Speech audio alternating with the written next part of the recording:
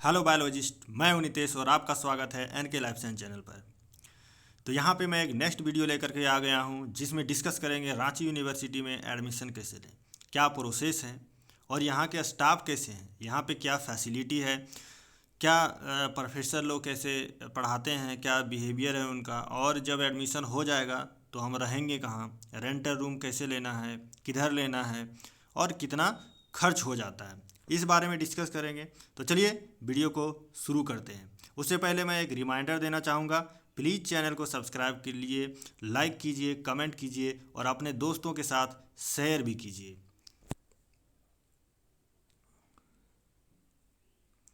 तो एडमिशन का प्रोसेस जो है सो स्टार्ट होता है ऑनलाइन। रांची यूनिवर्सिटी में एडमिशन का फॉर्म भरा जाता है ऑनलाइन। जियोलॉजी डिपार्टमेंट का फॉर्म ऑनलाइन आ जाएगा और आपको वहाँ पे 500 रुपये पे करके फॉर्म भर देना है। जो भी डिटेल मांगा जाएगा ग्रेजुएशन का, बीएससी बीए जो भी आप किए हुए हैं, जिस डिपार्टमेंट में एडमिशन लेना है उसको भरना है, सबमिट करना है ranchiuniversity.ac.in पर। आप गूगल कीजिएगा तो ये वेबसाइट आपको मिल जाएगा। उसके बाद कट ऑफ लिस्ट आता है। जब मैंने एडमिशन लिया था तो कट ऑफ लिस्ट जो है सो ऑनलाइन अपलोड नहीं किया था, तो हो सकता है कि जब आप एडमिशन लो तब भी cut off list online upload ना हो, तो जा करके डिपार्टमेंट में चेक करते रहिए, क्योंकि यदि आप लेट से जाइएगा तो फिर आपका एडमिशन होना मुश्किल है, पॉसिबल नहीं है। उसके बाद जो है सो आपका डॉक्यूमेंट वेरिफिकेशन होगा। आपका ओरिजिनल डॉक्यूमेंट देखा जाएगा सारा का सारा, और जब डॉक्यूमेंट वेरिफिकेशन हो जाएगा तो चालान के थ्रू आपको पेमेंट करना होगा। यदि आप चालान के बारे में नहीं जानते हैं तो एक रिसिपिएंट होता है, आपको जो है सो कैंपस के अंदर एक बैंक मिल जाएगा, वहाँ पे जाके आपको फ़ी जमा करना है और उसका रिसिपिएंट ला करके प्रोफेसर को देना है जो एडमिशन ले रहा होगा, और फिर आपका एडमिशन कंप्लीट हो जाएगा। कुछ दिनों के बाद जब जाइएगा डिपार्टमेंट, आपको आईडी कार्ड मिल जाएगा और फिर आप क्लास कर सकते हैं।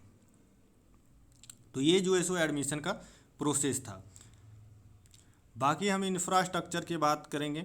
साइंस ब्लॉक का जो इंफ्रास्ट्रक्चर है, बिल्डिंग है, वो बिल्कुल नया है और एकदम बहुत ही शानदार है, खूबसूरत है और बहुत बढ़िया बनाया गया है।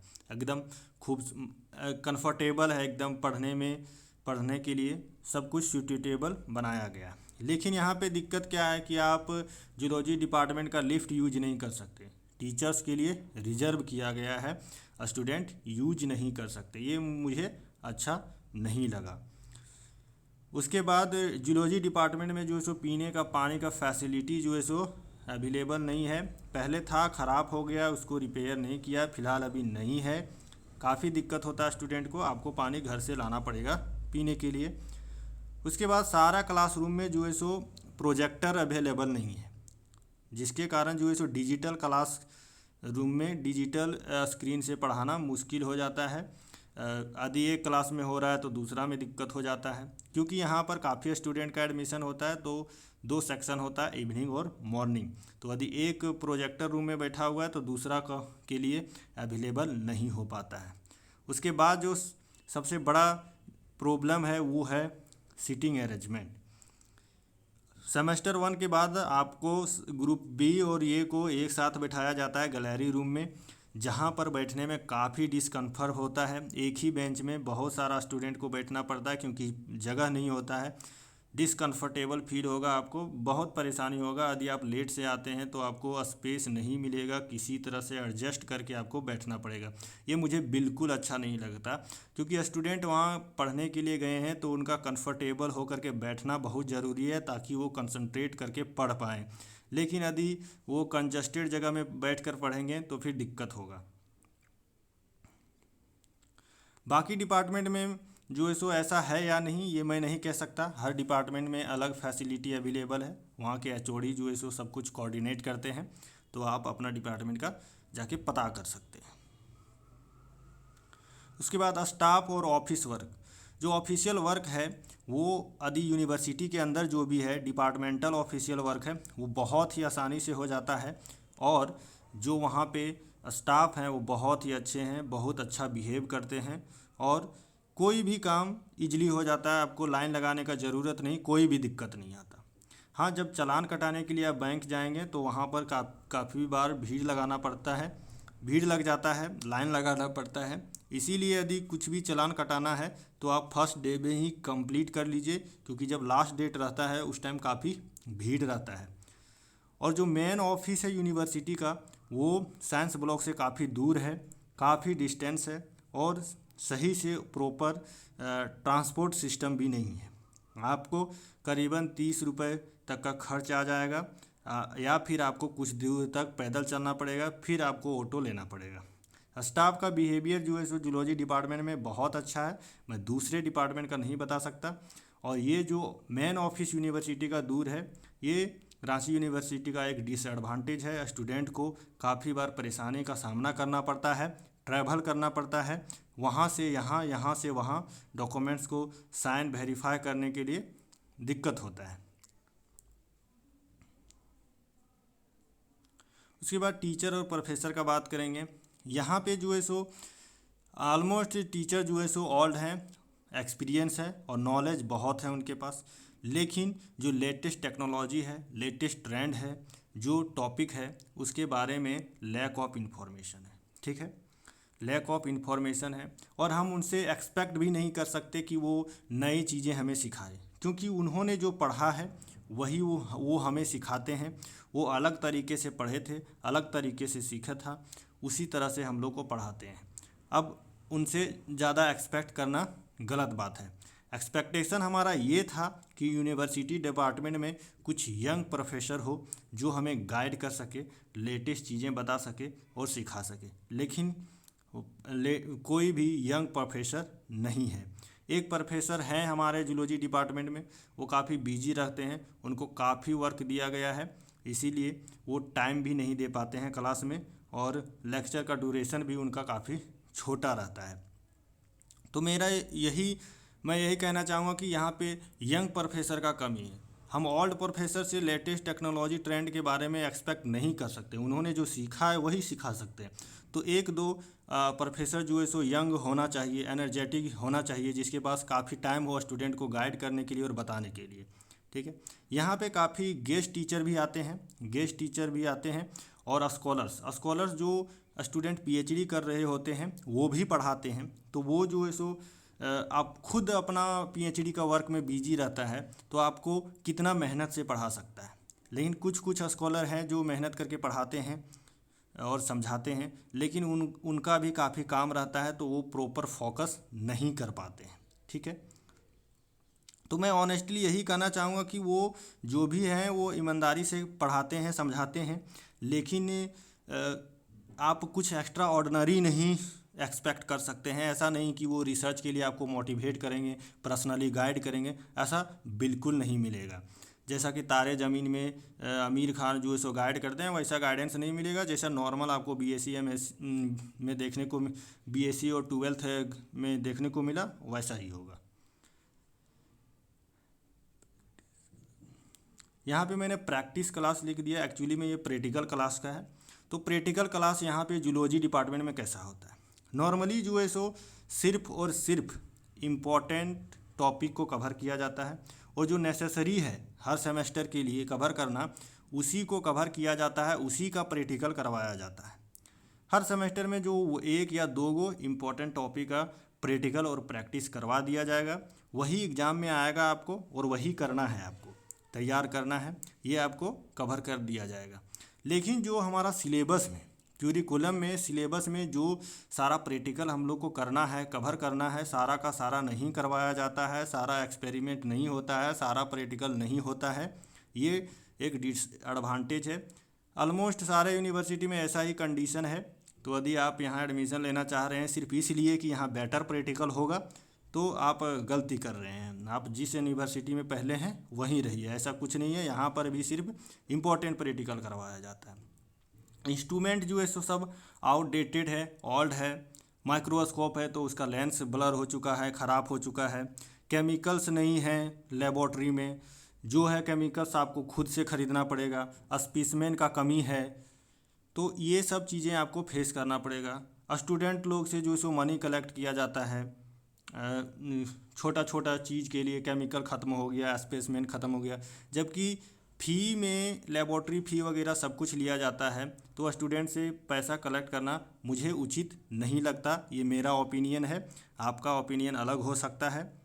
और फ्रीक्वेंटली प्रैक्टिकल और एक्सपेरिमेंटल क्लास नहीं होता है, फ्रीक्वेंटली होना चाहिए था, जो कि नहीं होता है। थ्योरी के बराबर इसको वेटेज देना चाहिए, लेकिन उतना वेटेज नहीं मिल पाता है। थ्योरी क्लास यहाँ पे क्या होता है, थ्योरी क्लास प्रॉपर होता है, काफ़ी टाइम दिया जाता है और काफ़ी क्लास होता है। लेकिन वही मैंने बोला कि यहाँ प्रोफेसर जो है सो नए नए प्रोफेसर का अपॉइंटमेंट नहीं हुआ है, तो all dated information outdated information के साथ ही पढ़ाया जाता है, कोई बदलाव उसमें नहीं किया गया है। और हम पुराने प्रोफेसर लोगों से एक्सपेक्ट भी नहीं कर सकते कि वो नया ट्रेंड वगैरह हमें बताए, क्योंकि उनको सीखने में काफ़ी तकलीफ़ होती है। ये बात मैं समझ सकता हूँ। ये यूनिवर्सिटी की गलती है कि उन्होंने नए नए कुछ प्रोफेसर को अपॉइंटमेंट नहीं किया। एक दो एटलीस्ट नए प्रोफेसर का अपॉइंटमेंट होना चाहिए हर डिपार्टमेंट में। स्टूडेंट और टीचर के बीच में कुछ खास बॉन्डिंग नहीं है, जैसा हमारा 11th-12th में बीएससी के टाइम में था, वैसा ही है। ऐसा नहीं है कि आप रांची यूनिवर्सिटी आ जाएंगे कहीं से तो आपको यहाँ पे स्पेशल माहौल मिलेगा जिसमें आपको पूरा गाइडेंस मिलेगा, ऐसा कुछ नहीं है। इसीलिए मैं कहूँगा, यदि आप किसी यूनिवर्सिटी में हैं और यहाँ इसलिए शिफ्ट होना चाहते हैं कि आपको बेटर माहौल मिलेगा, तो ऐसा कुछ नहीं है। कोई एक्स्ट्रा ऑर्डिनरी एक्सपीरियंस आपको यहाँ नहीं देखने को मिलेगा। जो हर जगह मिलता है वही एक्सपीरियंस मिलेगा, ठीक है। कुछ कुछ टीचर बोरिंग और टाइम कंज्यूमिंग लगेंगे और कुछ कुछ आपको इंटरेक्टिव भी मिलेंगे, ठीक है। सब टाइप का टीचर आपको देखने को मिल जाएगा थ्योरी क्लास में।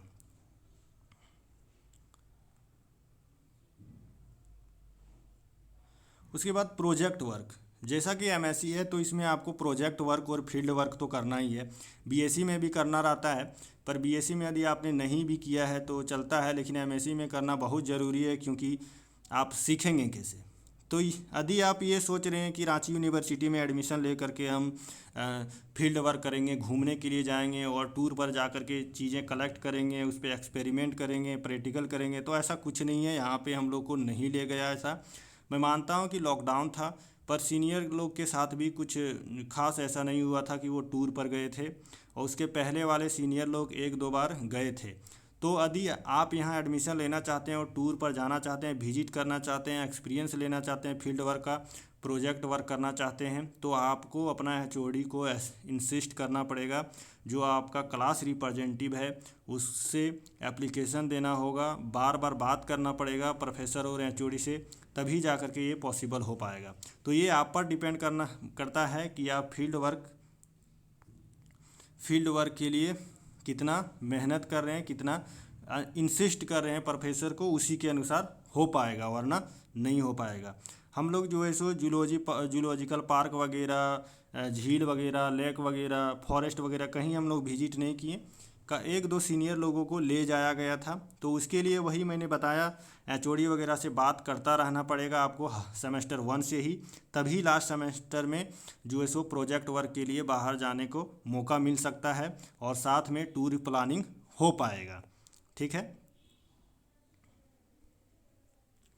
उसके बाद रिसर्च स्कोप क्या है, क्या रांची यदि हम दूसरा यूनिवर्सिटी छोड़ करके यहाँ पर आ जाते हैं, या कोई दूसरा कॉलेज डिपार्टमेंटल कॉलेज जो है सो एफिलेटेड कॉलेज वगैरह छोड़ करके हम यहाँ पे रांची यूनिवर्सिटी आ जाते हैं, तो क्या हमको यहाँ पे रिसर्च स्कोप मिलेगा, क्या यहाँ कोई बड़ा विजन है जूलॉजी में रिसर्च का? तो ऐसा बिल्कुल नहीं है। यहाँ पे जो है सो एंटेमोलॉजी पर काफ़ी फोकस किया जाता है, लेकिन वो पीएचडी लेवल में है, ठीक है।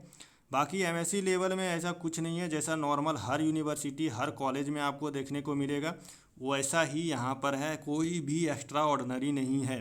तो सिर्फ इसलिए कि रांची यूनिवर्सिटी में ज़्यादा रिसर्च होगा, इसलिए आप डिपार्टमेंटल छोड़ करके कहीं छोड़ करके यहाँ शिफ्ट होना चाहते हैं, तो आप ये गलती कर रहे हैं, ठीक है। यहाँ पे जो है सो मास्टर के लिए 3 पेपर है, स्पेशल पेपर। पहला है एंटेमोलॉजी है, दूसरा फिशरीज है और तीसरा इकोलॉजी है। तो ये तीनों पर जो है सो मास्टर का लास्ट सेमेस्टर में रिसर्च वर्क करवाया जाता है, प्रोजेक्ट लिखाया जाता है, डिसर्टेशन होता है। तो ये यदि आपको इस टॉपिक में इंटरेस्ट है और आप रांची यूनिवर्सिटी से करना चाहते हैं तो आप एडमिशन ले सकते हैं। यहाँ पे ये तीनों मेन पेपर है, और रांची यूनिवर्सिटी में सारे जो पीएचडी स्कॉलर हैं वो मेनली रिसर्च करते हैं एंटेमोलॉजी पर। जितने भी प्रोफेसर हैं उनका भी एक्सपीरियंस जो है एंटेमोलॉजी में है। तो यदि कुछ खास आप करना चाहते हैं एंटेमोलॉजी में तो सेमेस्टर 1 से ही प्रोफेसर से लोगों से आपको बात करना पड़ेगा, कांटेक्ट में रहना पड़ेगा। तो यहाँ पे एंटेमोलॉजी के मामले में आप रिसर्च करने के लिए स्पेशली यहाँ पे आ सकते हैं। दूसरा यूनिवर्सिटी के कंपैरिजन में यहाँ पे बेटर स्कोप आपको एंटेमोलॉजी में और गाइडेंस मिल पाएगा।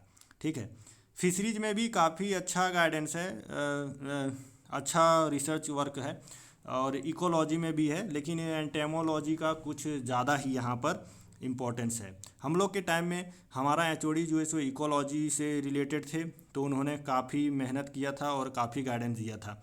फिर भी ये university, Ranchi university zoology department entomology के लिए फेमस है। यहाँ पर उसी पे फोकस रिसर्च किया जाता है।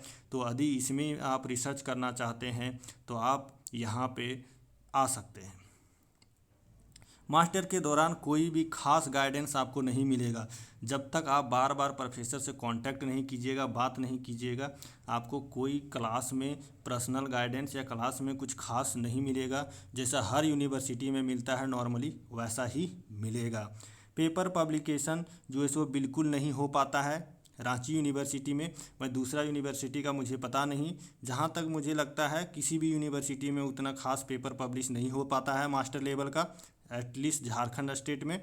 यहाँ पर भी पेपर पब्लिश नहीं होता है। एक दो रेयर पेपर जो है सो कुछ प्रोफेसर से अच्छा खासा बॉन्डिंग आपका हो गया तो वो मिल करके करवा देते हैं। उसमें भी आपको खुद का पैसा जो है सो काफ़ी खर्च करना पड़ता है। ठीक है, तो ये हमारा रिसर्च स्कोप जो है सो रांची यूनिवर्सिटी। ऐसा ही बाकी डिपार्टमेंट में भी ऐसा ही कंडीशन है रांची यूनिवर्सिटी का। तो यदि आप दूसरा डिपार्टमेंट में एडमिशन लेना चाहते हैं तो आप ऐसा इसे कंपैरिजन कर सकते हैं। फ्यूचर गाइडेंस, जब आप एमएससी आपका कंप्लीट हो जाएगा उसके बारे में क्या गाइडेंस है, क्या सपोर्ट है, उसके बारे में मैं बात करना चाहूँगा। तो कोई सपोर्ट नहीं है, बिल्कुल कोई सपोर्ट नहीं है। कोई स्पेशल नेट जेआरएफ के लिए कोई स्पेशल गाइडेंस नहीं दिया जाता है। हाँ, वो डिस्कस करेंगे कि नेट जेआरएफ क्या होता है, गेट एग्ज़ाम क्या होता है, नेट लेक्चरशिप क्या होता है। ठीक है, लेकिन कोई स्पेशल गाइडेंस नहीं मिलता है। फ्यूचर में कोई गाइडेंस नहीं मिलता, कोई स्पेशल कांटेक्ट नहीं है, कोई ऐसा ग्रुप नहीं बनाया हुआ है कि नहीं आप सीनियर से डिस्कस कर सकते हैं फ्यूचर के बारे में। कोई कैंपस प्लेसमेंट नहीं होता है। ऐसा होना चाहिए था कि एमएससी करने वाले स्टूडेंट को कम से कम 10,000 20,000 का जॉब के लिए प्लेसमेंट देना चाहिए था कैंपस का, लेकिन नहीं देता है। झारखंड का सबसे टॉप यूनिवर्सिटी है, फिर भी कोई कैंपस प्लेसमेंट नहीं देखने को मिलता है।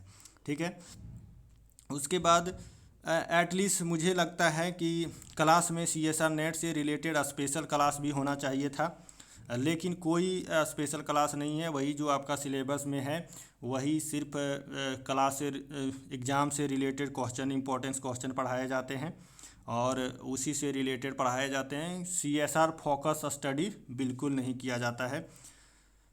नो स्पेशल डेडिकेशन, कोई भी स्पेशल डेडिकेशन और लेक्चर नहीं है सीएसआर से रिलेटेड। हाँ, जो सिलेबस में है आपका वो पढ़ाया जाएगा, बिल्कुल पढ़ाया जाएगा और उसका नोट्स भी दिया जाएगा, लेकिन ऐसा नहीं है कि सीएसआर लेवल का क्वेश्चन प्रैक्टिस करवाया जाएगा, उस टाइप का नोट्स दिया जाएगा। आपको जो भी करना है खुद करना होगा।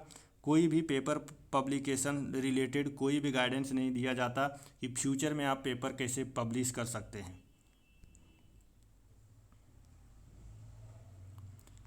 उसके बाद हम बात करना चाहेंगे कि यदि आप एडमिशन ले लेते हैं रांची यूनिवर्सिटी में तो आपको हॉस्टल मिलेगा कि नहीं। हॉस्टल जो है सो पहले से भरा रहता है और लोग छोड़ना नहीं चाहते, तो हॉस्टल मिल पाना काफ़ी मुश्किल होता है।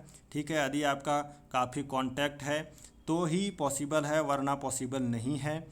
तो आपको क्या करना पड़ेगा, रेंट में रूम लेकर के रहना पड़ेगा। खर्चा यहाँ पे ऑलमोस्ट जो सो 5,000 से 6,000 तक हो जाएगा। यदि आप सिंपल रहना चाहते हैं तो बहुत ज़्यादा इंजॉय करते हुए हर जगह घूमना चाहते हैं तो आपका एक्सपेंस जो है सो बढ़ जाएगा। मेरे अनुसार रांची काफ़ी कॉस्टली जगह है, हज़ारीबाग के कंपैरिजन में काफ़ी कॉस्टली है। बहुत ही अदर स्टेट और जगह के अनुसार मुझे ये जो है सो काफ़ी कॉस्टली प्लेस लगता है रहने में। ठीक है। तो इसीलिए मैं बार बार ये कहना चाहता हूँ कि यदि आप किसी यूनिवर्सिटी में हैं और रांची यूनिवर्सिटी शिफ्ट करना चाहते हैं तो इस बात का ध्यान रखिए कि आपका खर्च यहाँ पर आने के बाद बढ़ जाएगा, ठीक है। यदि आपको रेंटल रूम लेना है तो रांची यूनिवर्सिटी के बगल में डॉक्टर श्यामा प्रसाद यूनिवर्सिटी है, जिसका पहले नाम था रांची कॉलेज। उसके पीछे जाकर के आप रूम खोज सकते हैं। करमटोली चौक के आसपास रूम खोज सकते हैं। कचहरी रोड जो है वहाँ जो है सो अपना रूम खोज सकते हैं। इधर खोजने से आपको फ़ायदा क्या होगा, आप पैदल जो है सो कॉलेज आ सकते हैं, तो आपका ट्रैवल खर्च जो है सो बच जाएगा।